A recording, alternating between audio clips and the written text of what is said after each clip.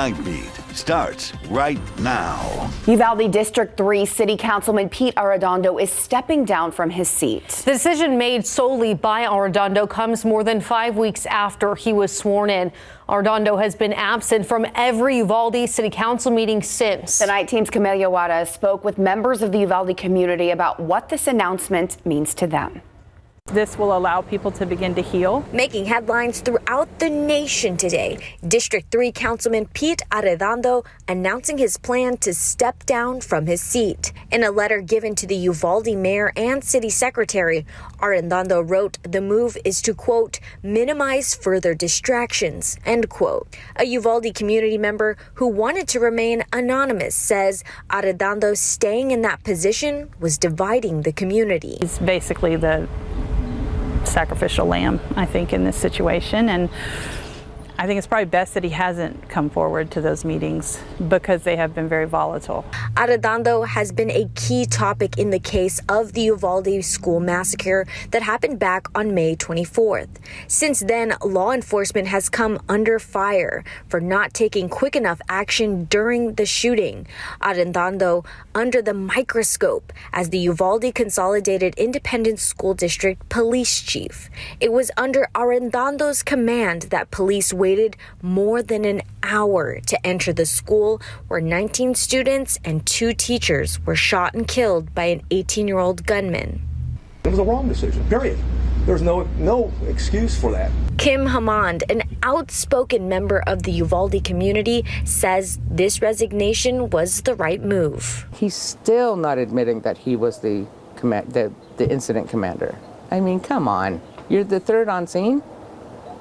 It's your jurisdiction. This is our district, and it was just the right thing to do at this time for these families, for this community. Let us heal. His family needs to heal. The woman in maroon agrees, saying Arredondo is a community member first, and stepping down best serves the city. I think that shows his heart for the community. Whatever did or didn't happen that day, that his heart for this community is that he, wants to do right by his neighbors and friends. And city officials also agree this is a step in the right direction. At this time, it's unclear who will fill that District 3 vacancy, but the city charter outlines a plan going forward. Arredondo remains the Uvalde CISD police chief on administrative leave. Camelia Juarez, KSAT 12 News. Well, on your screen now, a silent caravan procession that happened today in honor of the 53 lives lost during the San Antonio migrant tragedy. They died on Monday when found inside of a tractor trailer on the west side. Those in attendance were asked to bring flags representing the countries the victims were from. That's just one example of the many tributes the San Antonio community has put on to honor the victims. The stretch of road where dozens of people were found dead in the back of that 18-wheeler has now turned into a memorial. 53 crosses line Quintana Road alongside a mural painted to depict a journey of hope cut short by tragedy. Each flick of his paintbrush illustrating pain. Wish I would have painted something different, but this is real. This is happening. Making the feeling into something tangible. This is what we face. This is the problem we have, and we need to portray that. Roberto Marquez is an artist who came from Mexico to lend his creativity to honor the victims. He says he knows the plight of migrants, desperate for the American dream.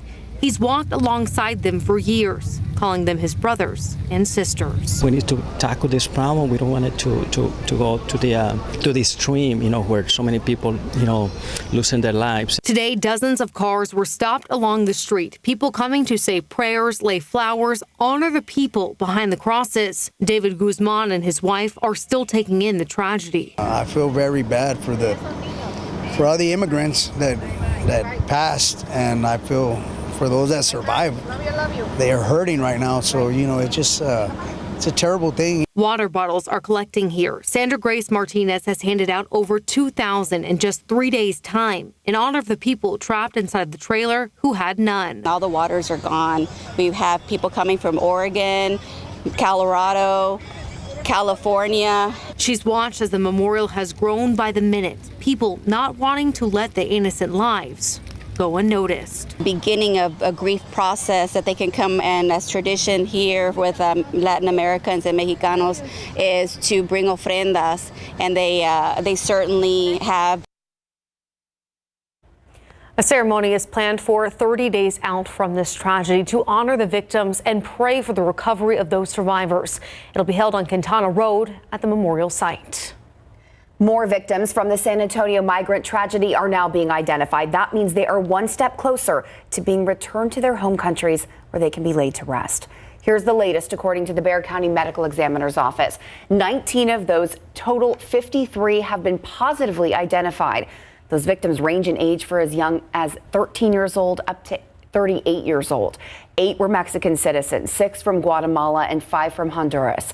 30 people still have potential identifications. However, the medical examiner's office is still working with their respective consulates to get the information confirmed. 4 victims remain unidentified.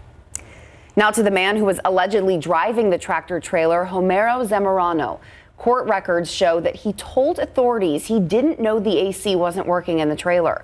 We also know that he was in a texting conversation with another suspect in the case, Christian Martinez. These messages included a picture of the truck and discussion about a meeting at a location that they had been before. Both men are in federal custody and are facing charges.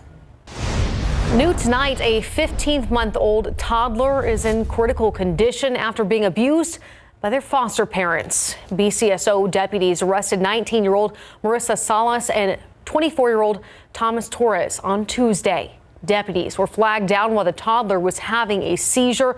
While on scene, emergency crews saw bruises, bumps, and bite marks.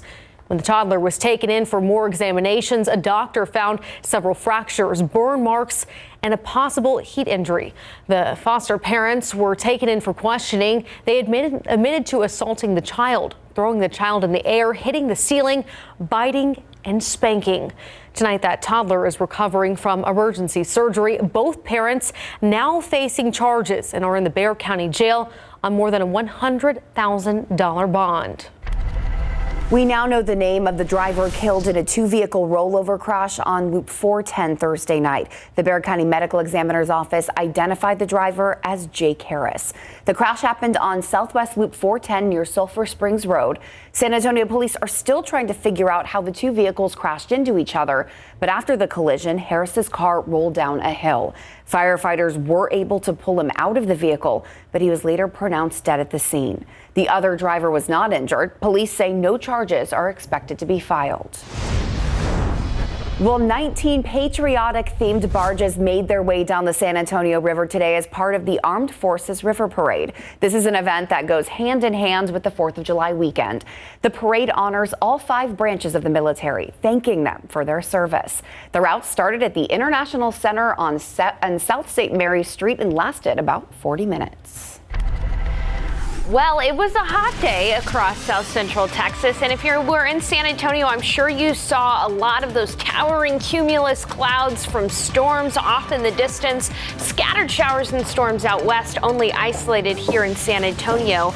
We did, however, get to see the aquifer go up about 1/10 of a foot over the past 24 hours. Unfortunately, and I've been struggling with this today, molds are high, past 8,000. Pigweed is low. Alrighty, I want to show you the radar right now, show you what's going on. Around San Antonio, it is quiet, but out west toward Concan, Uvalde, and Eagle Pass, there's plenty of showers and storms left over. But as we've lost the daytime heating, most of this rain is going to come to an end. In the future, rain chances dwindle, temperatures go up, adding to that triple-digit tally. I'll tell you how hot it's going to be over the rest of 4th of July weekend coming up.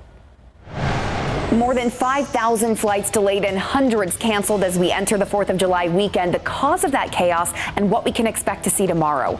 Plus, the Strip, a safe haven for the queer community, turning into a safe space for all. We take a look back at the history behind the Strip on Main in the latest episode of KSAT Explains. And several states doubled down on the SCOTUS ruling that overturned Roe v. Wade, making abortions illegal. The latest movement in Texas that once again stops abortions in our state. Well, Texas clinics are once again shutting down abortion services after the Texas Supreme Court blocked an order that briefly allowed the procedure to resume in some clinics. Friday night's ruling stopped a 3-day-old order by a Houston judge, and now President Joe Biden is seeking the help of several Democratic governors to figure out how to protect a woman's right to an abortion. Here's ABC's Faith Abube with the details. 1 week after the U.S. Supreme Court decision that overturned Roe v. Wade, President Biden meeting virtually on Friday with 9 Democratic governors. We work closely to protect women's rights after this tragic reversal of Roe v. Wade. A terrible, extreme decision, in my view, upending lives and impacting on the health and safety of millions of women. Democrats hoping the issue would drive voter turnout for November's midterm elections. We either elect federal senators and representatives who will codify Roe, or Republicans who will elect the House and Senate who will try to ban abortions nationwide. At least 12 states have ceased nearly all abortion services, but legal challenges continue.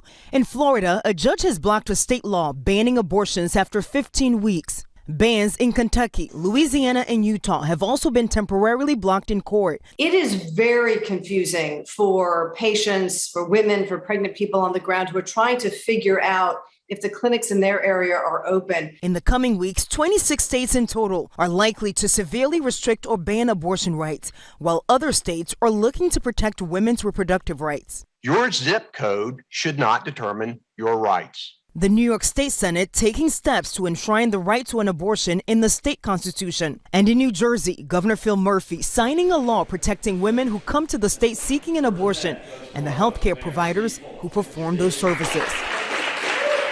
In Washington, Faith Abube, ABC News.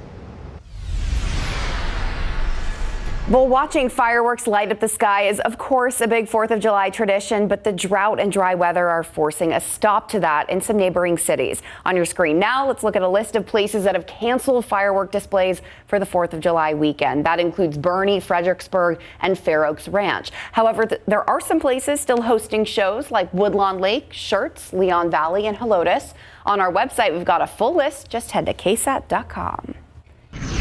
And that's the key word there, legal and planned firework displays, because of course they'll have a contingency to contain, how dry it is in those areas. But it is very dry. And in fact, out in Cypress, Texas, closer to Houston, we got some KSAT Connect pictures of a fireworks display that went a little wrong. You can see this firework here. Look toward the bottom of your screen. You see that glowing red.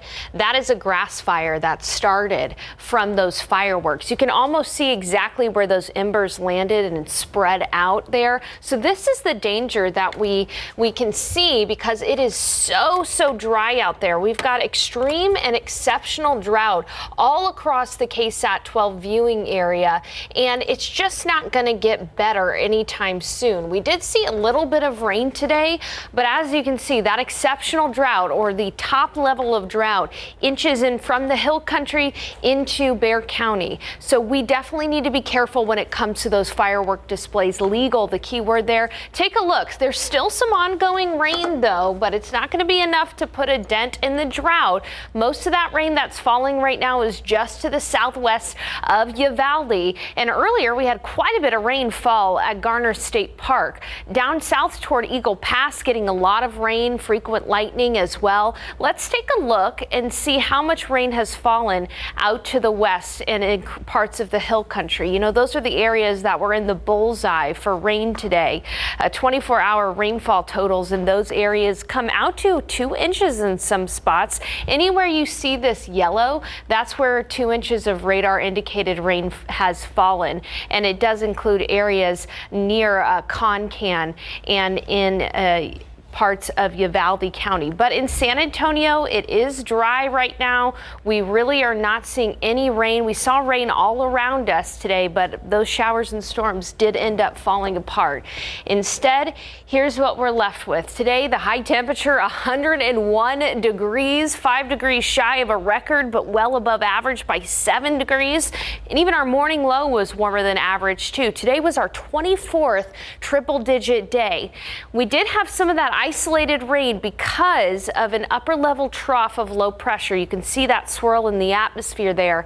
That guy not going to be here tomorrow, and so we're really just going to have the heat tomorrow. Take a look at the high-res futurecast. Early tomorrow morning, we're going to see a few clouds, perhaps an isolated shower southwest of San Antonio, but throughout the day, we'll be seeing clearing skies. It'll be mostly sunny, and in the afternoon, a few cumulus clouds, but it is going to be hot. This particular model does pop up 1 or 2 stray showers, but the rain chance even less tomorrow, and temperatures are gonna be hot. We're gonna be near 100 degrees in San Antonio. It'll be 101 in Pleasanton, 100 in Seguin, 100 in New Braunfels, 100 in Hondo, 101 in Devine, mid-90s up into the hill country. Not great weather when you consider the drought, but awesome weather if you're gonna be cooling off by a pool or one of our local rivers, floating on the rivers. Here's your KSAT 12-hour forecast. We'll be at 85 tomorrow morning by 10. By noon, we'll be at 90 degrees. Winds are going to be breezy from the south, 10 to 15, gusts up to 20. So if you have any outdoor barbecues, any decoration, you're going to really want to make sure they're anchored down. High temperature of 100 degrees tomorrow. And guess what? We are going to see 101 on the 4th of July, and that forecast in the week ahead, oh my goodness, we're going to add on to that triple-digit tally. Speaking of that, I'll have a look at how far we have to go until we have the most 100-degree days on record. I have a feeling we're not very far off there, Sarah. Not too far. Thank you. All right, Andrew, I know this is a little biased, but the Spurs are the best fans around. But DeJounte Murray thinks that Atlanta has some good ones, too. I'm sure he's trying to play it up now that he's in Atlanta. He's trying to make them feel good. But regardless, he is excited to play in front of this new fan base. When we come back, we'll hear from DeJounte Murray. But he's also going to talk about the Spurs fan base. Plus, we got an update on the Deshaun Watson case. Got that, too, next.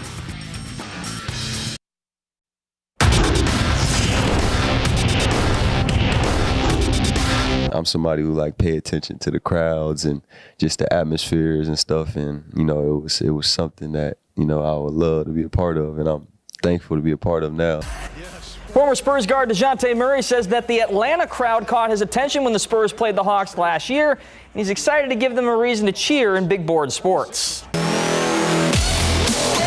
Now, the Spurs did win that game back in February, 136-121. In that game, DJ became the Spurs' all-time career leader in triple-doubles. The Atlanta crowd certainly wasn't cheering for him then, but DJ expects great things to happen in Atlanta by teaming up with young phenom Trae Young. That's not to say DJ didn't love playing here in the Alamo City, but he also wasn't shy about the possibility of getting traded away from San Antonio either. A couple weeks ago, as trade details were just beginning to emerge, Murray stoked the flames of trade rumors by tweeting out, "Uh-oh," with a popcorn emoji. At the time, it felt like a joke. Now it's clear to say it was a little more serious. In his first one-on-one interview with the Hawks digital team, DeJounte said he enjoyed poking at the situation and getting the fans involved. You got to. That's what it's about. You got to keep the fans involved. I feel like, without the fans, sports isn't as great as it would be. When you add the fans and you keep them involved, with their favorite players or favorite teams or just, entertaining them, whatever sport you play, it's good to keep them involved, and make them feel important. DJ has been adamant that the trade was mutually beneficial for both sides, and Murray thanked head coach Greg Popovich many times for all he's done. At his introductory press conference in Atlanta, DeJounte was asked about the most important thing he learned from Coach Pop.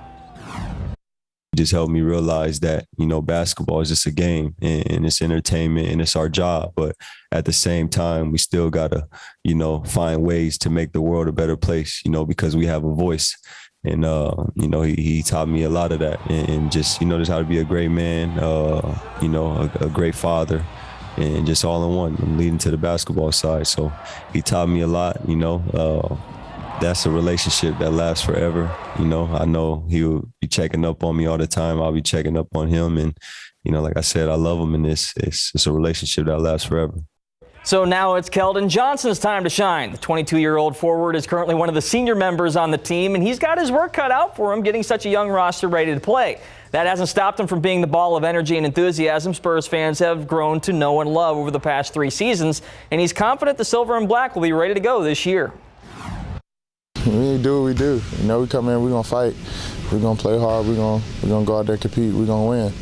I think we got some great guys around here. I think that, I mean, we definitely lost some big pieces, but I think we definitely got some great guys in, ready to work and ready to learn. And I think everything will be all right. Good to hear. Meantime, former Spurs center Jock Landale ended up being a part of the trade that sent DeJounte to the Hawks, and he's already heading elsewhere. Shams Charania of The Athletic and Stadium reported that Landale is now on his way to the Phoenix Suns. Atlanta received cash in return for the transaction. Landale averaged just under 5 points and 3 rebounds per game in 54 games with San Antonio last year. Pro football coverage, powered by Davis Law Firm. We likely won't get a final ruling on former Texans quarterback Deshaun Watson's punishment until July 11th, but there are reports now that his suspension might not be as harsh as initially expected. Tom Grossi of ESPN is reporting that Watson is unlikely to face a full season suspension or an indefinite suspension and can only miss 6 to 8 games. Ultimately, jointly appointed disciplinary officer Sue L. Robinson will make the decision. Whatever the penalty may be, Watson is still facing 4 civil lawsuits accusing him of sexual misconduct. And coming up later in sports, San Antonio FC goes for 3 wins in a row while bidding farewell to San Antonio native Matt Cardone. It was a great scene tonight. Got all the highlights for you a little bit later. They're on fire. Yes, they are. Thank you, Andrew. Well, thousands of flights canceled, flight delays, and high gas prices. A breakdown of what travelers saw this Saturday as we're in the middle of the 4th of July weekend. Plus, it's an area decorated with rainbows and now a gathering place for members of the LGBTQ plus community. But was it always like that? We'll take a look back at the history behind the Strip on Main Street in our latest KSAT Explains episode.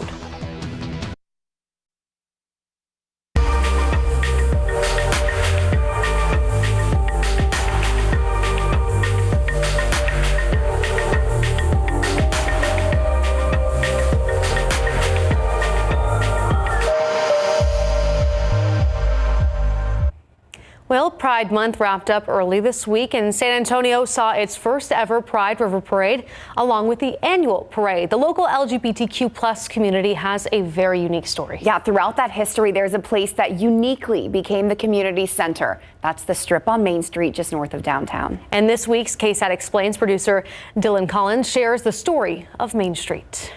The Strip on Main Street is known as a safe space for the LGBTQ plus community. Keep loving yourself! On June 25th, the Pride Bigger Than Texas parade rolled down these rainbow-painted streets. It's a time that means so much to a community that has been through so much. Oh my God, you walking down the street hand in hand, they'd throw a cup of ice at you out of a car window, There were times back during the day when people were walking down the street where you might get hassled, but fortunately that environment's not the same anymore. But why is this particular area of San Antonio the meeting ground for the LGBTQ plus community? And it came from decades of people being very intentional about claiming space in San Antonio.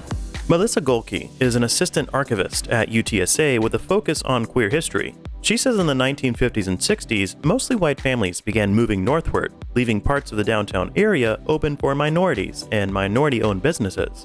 One group that took advantage of the freshly opened space was the LGBTQ plus community. You can buy a house in the neighborhood back then for $50,000, maybe less. Low prices and open buildings were the perfect combination for the LGBTQ plus community to plant roots. As the 70s march on, more and more businesses open up, and you have neighborhoods starting to form. We have evidence for these through a 1983 gay census that was conducted by a professor here at UTSA. That census was passed out during Fiesta events in '83. Surveyors got thousands of responses. It revealed that over 5,900 people identified as gay living in the Tobin Hill area. That is exactly where Main Street is located. The census helped business owners determine where their best clientele lived. For 38 years, Randy Cuniff has owned 4 of the 5 bars on what is known as the Strip on Main Street. He owns The Heat, Sparky's, Luther's, and Knockout, which opened in 2016. He also owns the name The Strip. There's also Pegasus, which is known for its drag shows, and a couple of smaller bars down the street, Purgatory and 800 Live. But what you see on the Strip today has not always been this way. You would see pictures of what it looked like 10 years ago. You wouldn't even know you're on the same block. Heat Nightclub was Randy's first business on the Strip. It used to be a boutique furniture shop in the late 50s, but the building was abandoned when Randy bought it in 2001. It was already kind of an area where there was 3 bars. They didn't identify it as that because, like I said, people hid back then. Even 15 years ago, you didn't really call it that, because you just didn't. As we built everything up and made everything noticeable and put trees and put this and put all that. The second business Randy bought was Luther's Cafe. It was a small restaurant that had been in the area since 1976, and although it was surrounded by gay businesses, it was not a gay establishment until Randy bought it in 2007. Another bar, Sparky's, has gone through several transformations over the years. It used to be known as Swank Lounge, where high-ranking city officials like judges and lawmakers would go to have a drink and gamble. There is still and was a tunnel type thing that goes out and you go out the back. In the decades before the 2000s, bars were vital for the gay community, a meeting space to socialize, meet people, and just feel safe. There were no apps, there were no cell phones. But other than having fun, bars and clubs were used to educate during a very dark period for the LGBTQ+ community. AIDS was spreading like wildfire, killing thousands each week. During that period of time in the late 80s and early 90s of, AIDS and no cure, and losing in the back of the Twit magazine was the obituaries. And me and a couple of friends would get together. I still get choked up. And we'd see who died every Friday. And we'd say, I just saw him, a month ago. He looked fine that fast. Holy cow. Get pneumocystis pneumonia, go in the hospital and die. And you saw him a month ago looking fine, having drinks and whatever. Bar owners like Randy created a tavern guild to help educate the community, provide a sense of hope, and to raise funding for those who had succumbed to AIDS. One way they raised money was with the art of drag. But we had a bar owners drag show where all the bar owners came and got in drag, and we made money that night we raised $16,000. So it's not just a social space, it's now becoming a space of activism and action. And that continues up through the 2000s. That dark cloud would continue to hang over the community for decades and still does today. According to AIDS.gov, worldwide, 1.3 million people died in 2010. Progress was made over 10 years, though. That number was down to 680,000 in 2020. And while those numbers are still colossal, there is hope. AIDS-related deaths have been reduced by 64% since the peak in 2004. Much of that progress thanks to the awareness and action taken in the early 80s. But in the following years, change kept on coming to the Strip. Spatially, it's changed so much. She's right. It's lost its uniqueness. Because every year that I've worked here, I've seen a whole new group of people coming in. Now we're a place that, everybody goes and everybody feels comfortable, and all the gay guys and girls bring their straight friends, which is great. I mean, they always used to, but not to the capacity that it does now. I know a lot of straight couples that will come out here because they feel safer here than in straight bars. With that change, one goal has remained constant: for Main Street to continue to educate younger generations. And I think about how to educate the young ones that don't even know what the Strip evolved from. If you think about the history, now that you know what you know, when you're there, think about how that space came to be. Yes, it's changed, but it's still the queer community space.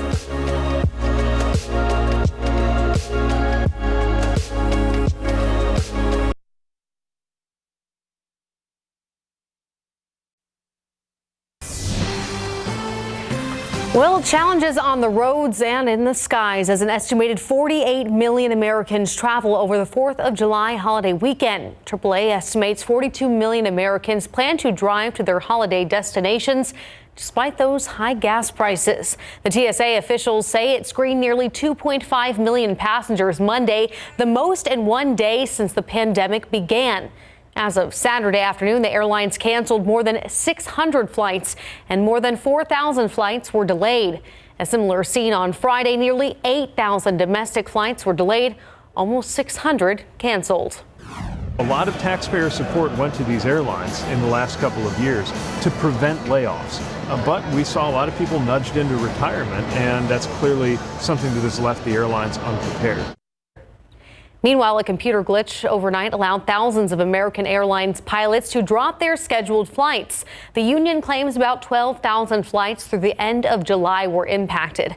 American hasn't confirmed the number of flights involved, but it did issue a statement saying the vast majority of the affected flights have now been restored. Here's a look outside at City Cam. The 100-degree days keep piling up. How many we've had so far this year, and the latest on what we can expect for the rest of our holiday weekend. Sarah has your forecast next. Well, we were outside earlier today, Sarah, and you said the high was 101. Yeah. Definitely felt hotter than that on the side of the road. Absolutely it did, because the humidity stayed high today, Lee, and so temperatures got up to 100 degrees, but it felt more like 104, 105 outside today. It's going to be similar tomorrow, too. Let's recap the day. Take a look at how hot it was out there. 101 in San Antonio, 103 in Pleasanton. It was 104 in Del Rio, 107 in Cotulla. Today made the 24th day of triple-digit weather in San Antonio for the year. And my friends, we still have to get through the rest of July and August and September. So we are likely, I think at this point, going to at least be a part of the top 3 100-degree days. We're only 17 off of third place back in 2013. So might as well go for the gold, right? If we even of course, we don't want that to happen, but unfortunately, as we look ahead into the week, we're going to be adding on to that triple-digit tally over the next 7 to 10 days. Our average high temperature this time of year, 94. We're going to be much warmer than that. I want to show you the radar because, yes, we do have some showers and storms out there right now, especially west of San Antonio. I do not anticipate these showers and storms moving into San Antonio, but for the areas that they're impacting right now, like Uvalde County, just to the southwest of Uvalde itself, this is frequent lightning, heavy downpours. As I put it in motion here, the radar in motion, they're not going anywhere either, so there could be some ponding there on some of the areas that usually flood, low-level crossing, those kinds of things. Out near Crystal City and Eagle Pass, we're seeing frequent lightning as well. Now, since we've lost the daytime heating, since we've lost the fuel for these showers and storms, we're likely going to see them continue to weaken in the overnight hours. So if you're somebody who sleeps really well with the sound of rain, that's going to be good for you out west. But here in San Antonio, as you can see, no rain in San Antonio. We did see showers and storms off on the horizon, made for very beautiful pictures. I've got a picture of that on my Instagram and Twitter if you want to take a look at that. Water vapor imagery, we've got this swirl in the upper levels of the atmosphere, low pressure system, which was what brought us the isolated to widely scattered showers and storms out west. This is not going to be here tomorrow. We're going to be looking at just a plain old hot day. Early in the morning, where that residing energy is to the southwest, there could be a couple of lingering showers, but here in San Antonio, we'll start off with some morning clouds. In the afternoon, it'll be mostly sunny. And you guessed it, it's going to be hot. There could be a stray shower tomorrow, but the chance for rain is only 10%. Measly, wimpy chance for rain. 100 degrees in San Antonio, 100 New Braunfels and Seguin, 100 in Floresville, 101 in Pleasanton. It'll be 100 in Sabinal, mid-90s. Wow, cool up in the hill country. Just kidding, it's going to be hot everywhere. Now, one thing to keep in mind is that we are going to have wind gusts of up to 20 to 25 miles per hour tomorrow. If you have any 4th of July barbecue plans for your Sunday, know that you're going to really want to anchor things down. Otherwise, 78 in the morning, 91 at noon, 100 for the high temperature, 10% chance for a stray shower, and it'll be warm in the evening for any legal firework displays for Sunday. As for 4th of July itself, 101 degrees for 4th of July, so cranking up that heat even more. And as we look into the future, you know, we are gonna at least go for bronze, I think, over the next several weeks here as we enter in the throes of summer. I like how you put the emphasis on legal firework displays. That's very important to remember. We have all of those on our website, KSAT.com. Thanks, Sarah. All right, SAFC losing a very valuable player, Andrew. That's right. This is a guy that's been with them since their inception in 2016. He's a San Antonio native with ties to MacArthur High School and Trinity University. And tonight, he's hanging up the gloves. When we come back, we'll see the highlights from a great match from San Antonio FC as they send off Matt Cardone. Plus, Ty Summers back in town at Reagan. Got that too next.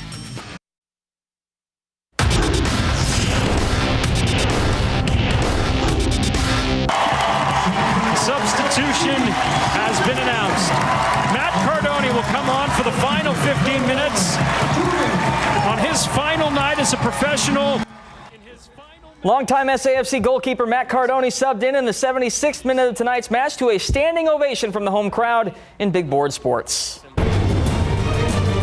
After more than 100 career appearances and 10,000 game minutes, goalkeeper Matt Cardone is calling it a career. Tonight, the San Antonio native got a proper send-off before SAFC's home match against Charleston Battery, accepting an award from managing director Tim Holt on his last night at Toyota Field as a member of the team. Let's head to the game now, and the home team comes out firing in the first half. Shannon Gomez puts a shot on goal. The keeper deflects it right to Santiago Patino, who buries the rebound into the back of the net.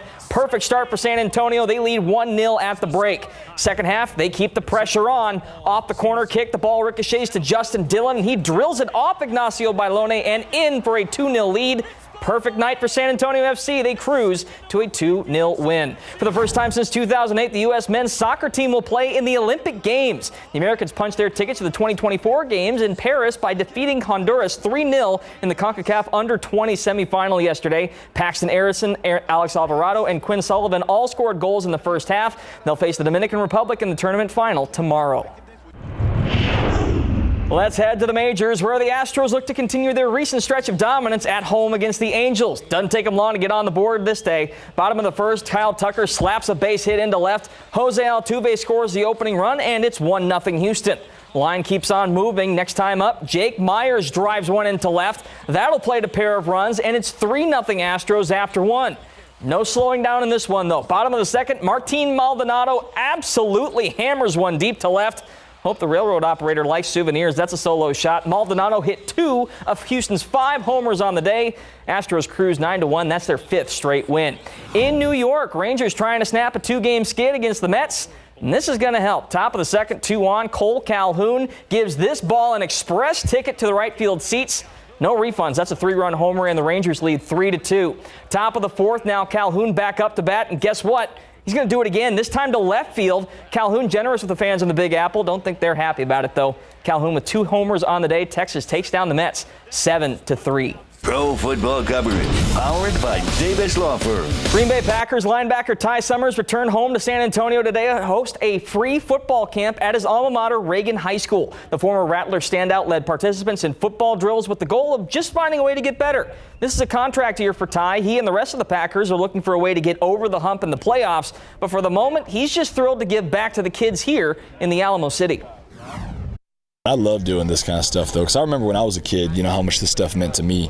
So to be able to come out here and do this and give back to them, and I love, too, that it's free because, I mean, because some people maybe if they would want to do it and they just feel like they can't pay for it, it would be an inhibitor, right? But to have this opportunity for them to come out here and the fact that these parents are willing to bring their kids out here on a summer day when it's hot, it means a lot, especially to come out because I feel it's in support of me, too, so I appreciate it a lot. If you show support back home, they're going to give support right back. That's just how San Antonio works. Yeah, I love that he also said he remembers doing that as a kid. That just means so much to kids right now, and they could be where he is. You never know. Hopefully in cooler temperatures later on. Yeah, we'll get hopefully. there. We'll get there. All right, thanks, Andrew. We'll be right back.